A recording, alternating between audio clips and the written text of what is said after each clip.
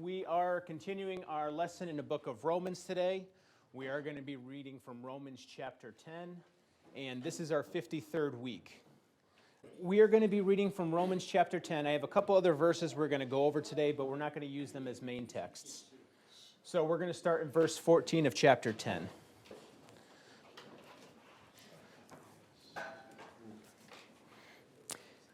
I'm actually going to go backwards to verse 12 and start at verse 12. I'm going to read through 17. For there is no difference between the Jew and the Greek, for the same Lord over all is rich unto all that call upon him. For whosoever shall call upon the name of the Lord shall be saved. How then shall they call on him in whom they have not believed? And how shall they believe in him in whom they have not heard? And how shall they hear without a preacher? And how shall they preach except they be sent? As it is written, how beautiful are the feet of them that preach the gospel of peace and bring glad tidings of good things. But they have not all obeyed the gospel, for Isaiah saith, Lord, who hath believed our report? So then faith cometh by hearing, and hearing by the word of God. I will say as I wanted to go through the rest of the chapter, but there is not enough time to cover because there are a lot of buts coming up that are not good. And I believe each one of those deserves a little more time and study. So, but understand that this is not a delay going over today. Its message has its own merit today. Pastor, will you pray for our lesson this morning? Amen. You may be seated. So, in chapter 10, we are really continuing on the thought, as it is written, Behold, I lay in Sion a stumbling block and rock of offense, and whoever believeth on him shall not be ashamed. We are continuing that thought, and that theme ties in all of chapter 10 and all of the questions that come with it. And the reason it was a stumbling block, and we've talked about it, but is the zeal of the people for the honor of God, but it wasn't the honor of God that was revealed because they were blind, because they could not see past themselves. Light wasn't able to enter. They created their own God to which to defend. And even the God that they created of their own, they didn't submit to. See, they lived to the law. They lived according to man's perverse definition of God's commandment. And for our class this morning, we know in Deuteronomy 6, starting in 4, it says, Hear, O Israel, the Lord our God is one Lord, and thou shalt love the Lord thy God with all thine heart, and with all thy soul, and with all thy might. The problem with it is that word and. It's not an or. It's a lot easier if it's an or, isn't it? Because if it's an or, if I can just have enough self-discipline to obey the law, the other things don't matter. But it's not. It's a and. And thou shalt teach them diligently unto thy children. As a side note here, how can you teach something if it's not yours? Badly. You can't teach it. You can read a script, but you are truly not a teacher unless it becomes your material. And I can tell you for a fact that I have spoken things I didn't fully comprehend. And we all know when that happens. Because the phrase comes to mind, those who teach are those who can't. But see, that level is another layer confirming that you have to have it in your mind, body, soul, might, in order for it to be taught. And we looked at that in Romans where Paul says it has to be in your heart and in your mouth. How can you teach something if the treasure is not buried within your heart? It becomes mockingbird noises. Oh, they know speech. No, they don't. They're mocking your noise. Teach them diligently unto thy children. And that word diligently brings another level to it. It's not passive. It means it becomes a priority. It becomes one of the most important things. I will go so far as to say is that diligently means it is the most important thing. It should guide in everything you do, in every way you teach your child. That diligence means it's the first part. When you're teaching them to work with your hands, you're teaching what it means to be a proper and beneficial servant to the Lord. When you're teaching them how to speak, you're teaching them the right way to speak, that it glorifies and honors God. And shalt talk of them when thou sittest in thine house. This isn't on my notes, and I'm sorry for your toes, but it's not enough to speak about God's goodness in church. It says thine house. Your house, the private area that's just you and your core family, where the real you happens to come out all the time. I'm speaking because I'm guilty as well, but are you speaking diligently in your home? Are you speaking diligently when the children see what a true example of a Christian life is? It shouldn't be just a suit that we put on to come to church. And talk of them when thou sittest, and when thou walkest by the way, and when thou liest down, and when thou risest up. That doesn't leave many actions that you're not talking about, is it? Whether you're relaxing, or working, or just enjoying the pleasures of life, whether you're fishing, whatever your hobby is, all of that is within here. Everything that we do, it should be diligently done for His glory. That's right. So next time you catch that bass, it's for God's glory.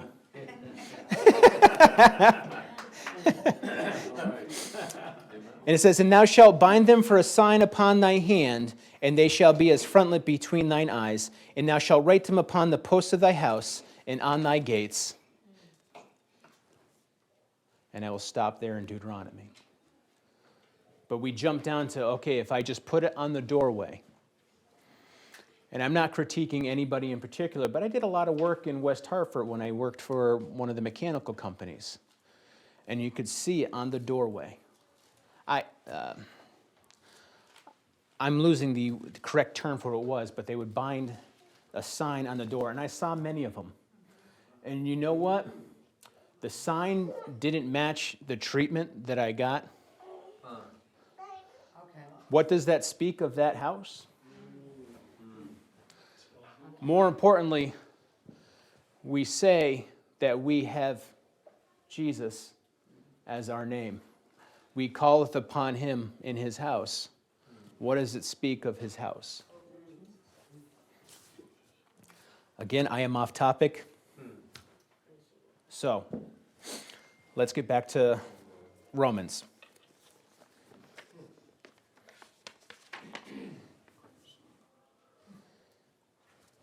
Paul then, and we covered this last week, asked questions that we have to contemplate. And for sake of discussion, I'll put them in English speak. Do we say we're going to go up to heaven and pull God down? Are we going to define God? Are we going to raise God from the dead? Do we have power to say, oh, he's this or he is that, or this is what he's defined as? And we can do that if we define or live by the law. If we have created our own God, if our zeal is for his honor of what we create,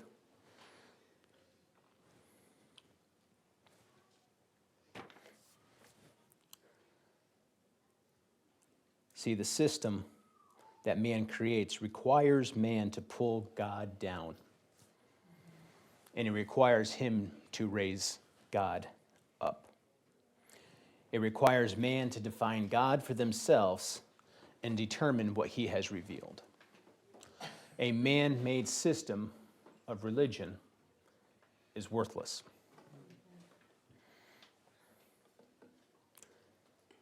And Paul brings this up from the message of Deuteronomy 30. He actually brings these questions.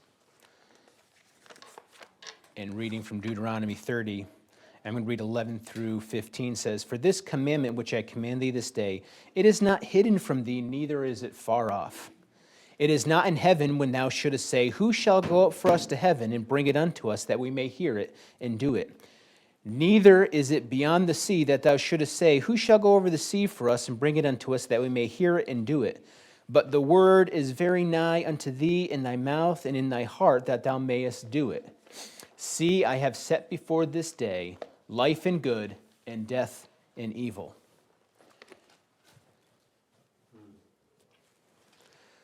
Well, of course the word is very nigh. We have the Bible. We all have it at home, right? That's what it's talking about. It's talking about the physical print, right? Absolutely not. Because we know he is the word.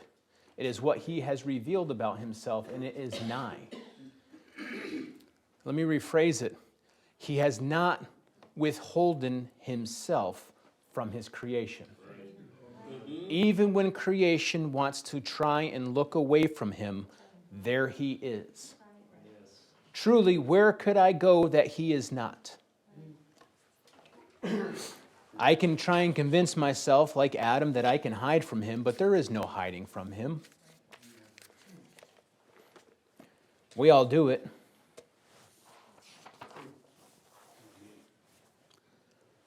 But the truth is, he has come down.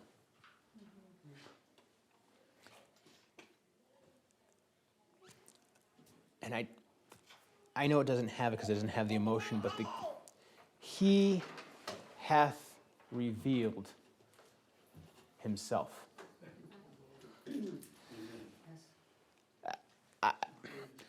It's hard to put into words what that truly makes me. God didn't need someone else to reveal him.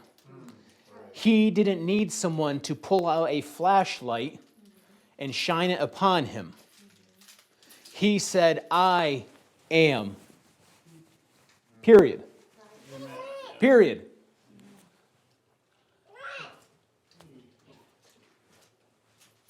There's bubbly here. I don't have bubbly.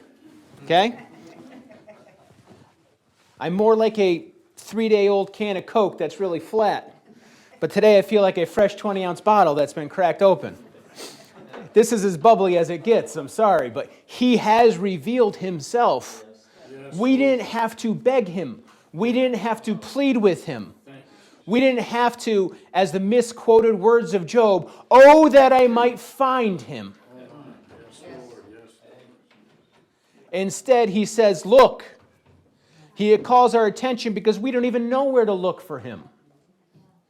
And it's the same one that has raised himself from the dead.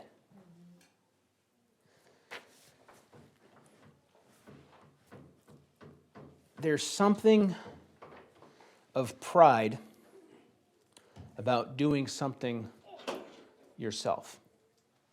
Now, I'm not portraying that on God, so understand that. I'm talking as a man. When I do a project, I fully appreciate my wife going, ooh, ah, I like that. Even if she turns around and she's like, fine, I can deal with the shaking of the head. Just say I did a good job. It's important that I did something, right? And we don't like anyone doing anything for us. Sorry, I'm stubborn. In full disclosure, I could not work with my father. I loved him dearly, but I could not work with him. I remember we were putting the shed together, and my heartbeats got up to 180 per minute. And then it downpoured. And I thought my heart was going to pop out of my chest. Any other circumstance, good. I couldn't do it. Are you sure you're doing it right? It's like, I know, Dad, that you have more experience and you're making sure I'm doing it right, and you're absolutely right about the floor being wrong. But I got this. I'm doing a great job.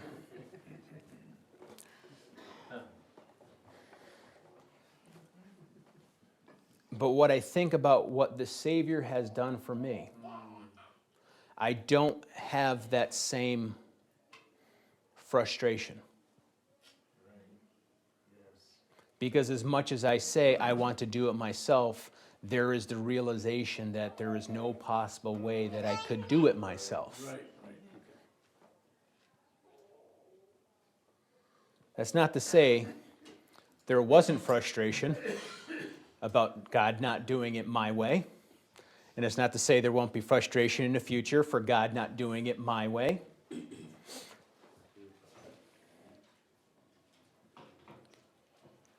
But he does. And there becomes a change where it's not just grateful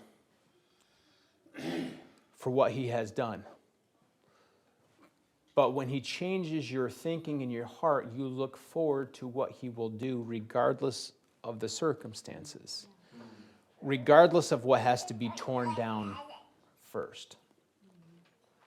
I can think of many projects where I said, oh yeah, if I can just do this, I can salvage this part here and it's going to be wonderful. And then when you take it down, there's nothing that was salvageable and had to be completely gutted. And the extra day or two of work that it added. Didn't look forward to that.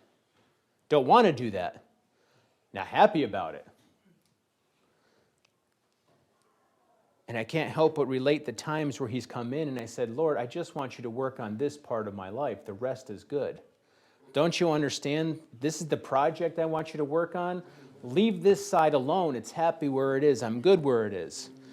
And he's like, yeah, but you need to remove this. It's going to be a problem down the line. And it's like, well, you're all powerful. Come back later. You can fix it then too. And I know that sounds facetious, but that is my thinking. Lord, can you only take care of what needs to be taken care of immediately and leave the rest of it alone? But the truth is, if we have him in our heart, it's going to change our motives to, Lord, do whatever you have to do to remove those things so that I work how you want me to.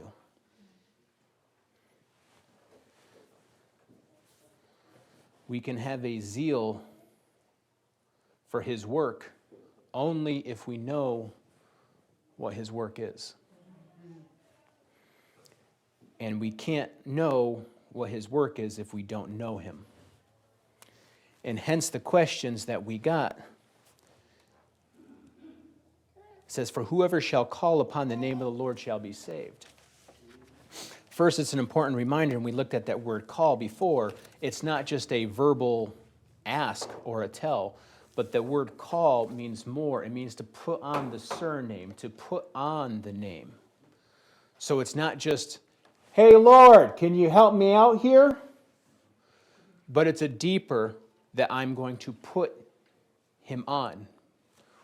We've seen it put on the whole armor of God, or to become like him, or to put on light. To be like the Lord Jesus Christ is to call upon him. It's a deeper word. And when we do that, when we become, that says that's when we shall be saved.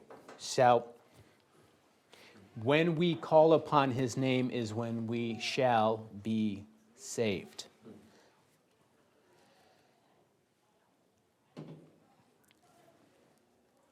How can they call? They don't believe. There's a series of questions that build backwards, and we're normally look at it from the other direction. Call to believe. How can they believe? How can they hear? How can they preach? How can they send? First, how can they believe? And that word believe isn't just a hope, it's a continuation, but it means to be persuaded, to entrust oneself into something. We use the phrase, we buy into the system. That's the most common vernacular I can think of. How can you put on Christ if you haven't committed to the process? How can you commit to the process if you haven't heard? Now, I can tell you there's many things I have heard, but I can't tell you that I heard them. I think it's referred to as selective hearing. I just make sure I got that right. I have selective hearing sometimes. I can be told things a million times, and it's not going to resonate unless it's on my immediate radar. We can hear things and have no recollection of it.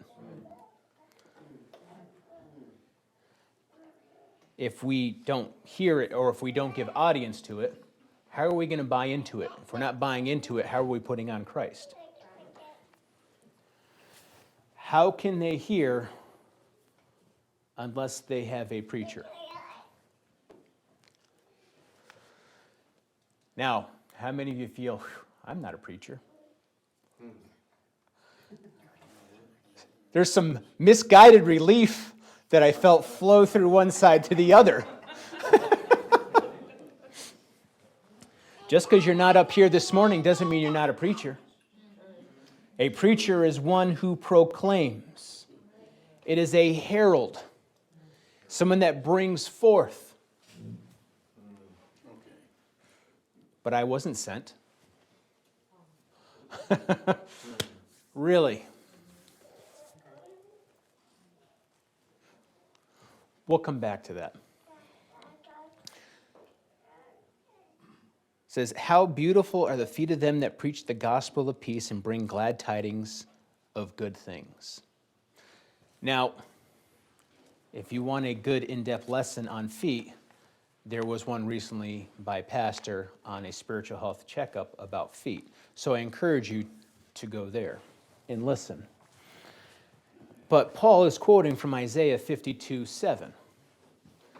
And it was a promise to Zion, to Jerusalem, that they weren't going to be left desolate. It says, awake, awake, put on thy strength, O Zion. Starting from the first verse of chapter 52. Awake, awake, put on thy strength, O Zion, put on thy beautiful garments, O Jerusalem, the holy city. From henceforth there shall no more come into thee uncircumcised and the unclean. Shake thyself from the dust, arise and sit down, O Jerusalem. Loose thyself from the bands of thy necks, O captive daughter of Zion.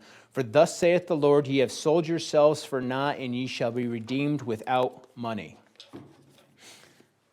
As a side point, ye have sold yourselves for nothing. What dire straits? Did God sell them? Did God remove his hand from them? They sold themselves for nothing. They did it to themselves. Be careful what you think you've been approved to go do. You might be just getting your heart's desire. And ye shall be redeemed without money, for thus saith the Lord God, my people went down aforetime into Egypt to sojourn there, and the Assyrians oppressed them without cause. Now, therefore, what have I here, saith the Lord, that my people is taken away for naught? They that rule over them make them to house, saith the Lord, and my name continually every day is blasphemed. Therefore my people shall know my name. Therefore shall they know in that day that I am he that doth speak. Behold, it is I. How beautiful upon the mountains are the feet of him that bringeth good tidings, that publish peace. The imagery of running on mountains. Anybody ever try and run up a mountain? I'm lucky to crawl up a mountain if there's trees that I can step on as a ladder.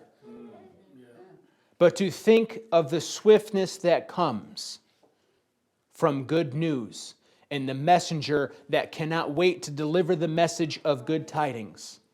How beautiful are those feet that can run on mountains to get that message to me. Paul leaves out part of this quote. In my personal speculation, it is left out because that is what the audience would immediately draw to mind. Sometimes it's more powerful when you say nothing at all. And it continues, that publish salvation, that saith unto Zion, thy God reigneth. That's what Paul left out. And you think that would come to mind of those who have heard this? Don't forget, there was less media inundating them, less things inundating them. And the Word of God was precious, so when you heard it, you would want to memorize it and put it into your hearts and minds. And that's something we need to bring back. It's focusing on that instead of everything that tries to surround us. But that would have been there. That would have been drawn to their thinking when you start the quote. Anybody have like their verse that they remember? For me, it's Charlie Brown Christmas. Of course, my brain's going to derail now, but Luke 2:10 was the first verse I memorized. So whenever Charlie Brown says it or whenever a Christmas play says it, I immediately start running through it in my mind. And so to think that the audience wasn't sitting here thinking about a promise. This wasn't judgment. This was a promise to them, something they would have looked forward to. This would have been on their minds. And they would have known that publisheth salvation, thy God reigneth.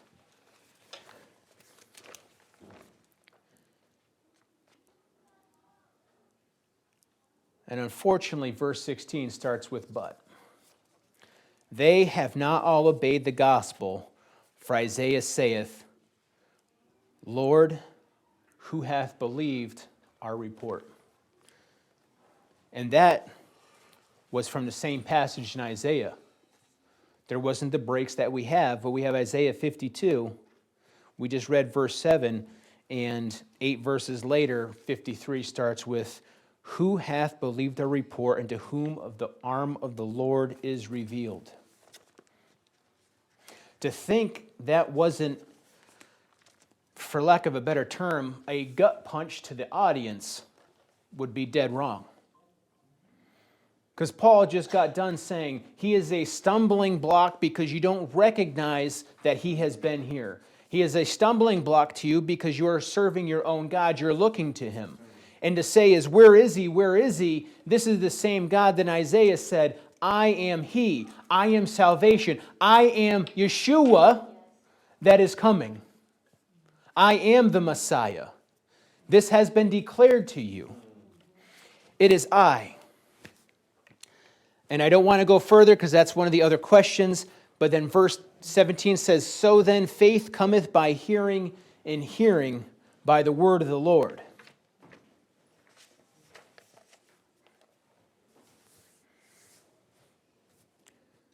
What was it before that? Sent, preach, hear, believe, call. So the question is, who sent? Right? That was the last question. That was kind of the penultimum of his, or the pinnacle, the top of his questioning. To get to call, who sends? Faith cometh by hearing, and hearing by what? The Word of God. All too often we think it's this, and it is, but it's not just the physical. The Word is everything He has declared about Himself. Faith comes by Him. John 8:31. Then said Jesus to the Jews which believed on him, if ye continue in my word, then are ye my disciples indeed. And ye shall know the truth, and the truth shall make you free. In John 14:6 and 7, Jesus saith unto him, I am the way, the truth, and the life. No man cometh unto me, or cometh unto the Father, but by me. If ye had known me, ye should have known my Father also, and from henceforth ye know him and have seen him. There are three distinct things that he says. I am the way, the truth, and the life. Amen. So the question that this is answering, who hath sent? Well, first, he is the way. He has revealed himself. He is the revelation. He is the process of transmitting information. He is the translation of the Father to creation. He is also the truth. He declares the Father. And because of this, he is life, which becomes our experience of him.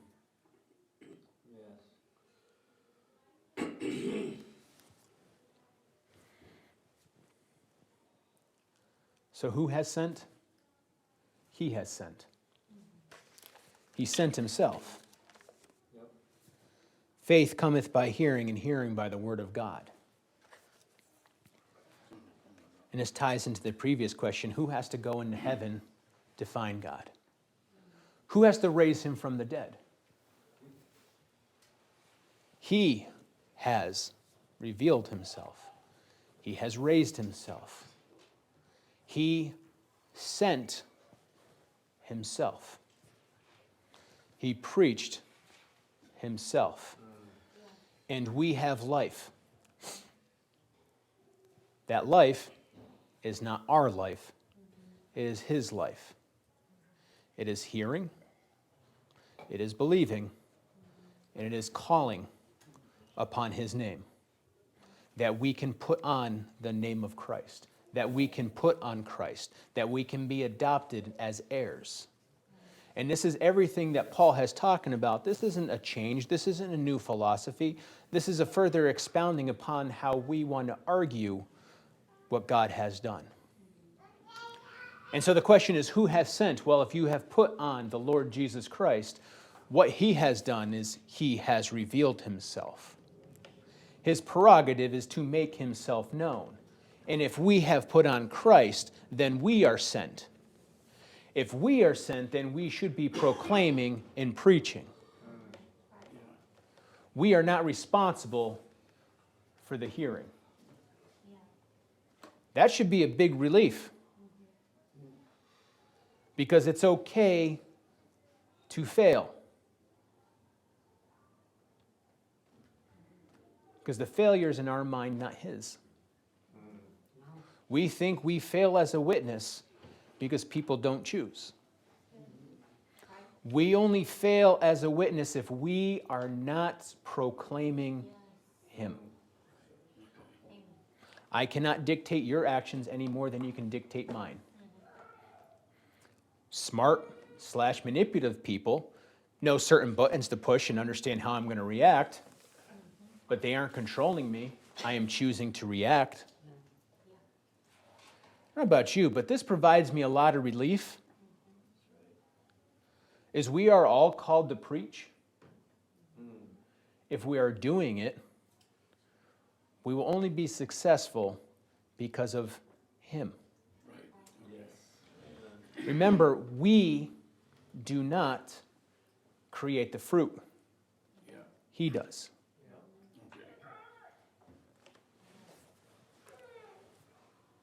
So I can't ask you the question, have you been sent? We know I like ending with questions, and I can't ask you if you've been sent because the answer is yes. I can ask you if you've proclaimed, because does your lifestyle actually fit to it? But I think that's wrapped up in the question is, have you believed the report? That's my question for you today. Have you believed the report? Do you truly find those feet beautiful that have run to deliver the message of the good news, of his grace, that salvation is here, that God reigneth? Do we truly believe?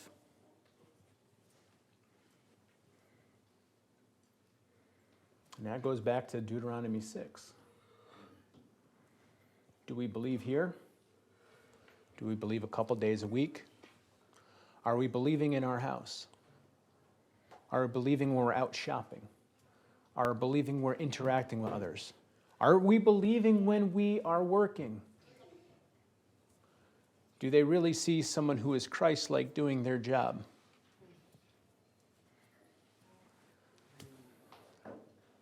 I'm not just asking these questions to you, I'm asking these questions to me. And believe you me, I'm not very comfortable with it because I got that Twizzler leg feeling where the rest of me knows that my legs aren't twisting, but they feel like they're twisting because it's not a very comfortable thing to stand in front of you and ask those questions because they're not meant to be comfortable. Questions from God are not meant to be comfortable questions. They are meant to cause us to react how he wants us to react. They expect us to understand. But more importantly, it leads us to an opportunity to submit those things to him. So self-reflection today. Have you believed the report? Bishop, will you pray a closing for us?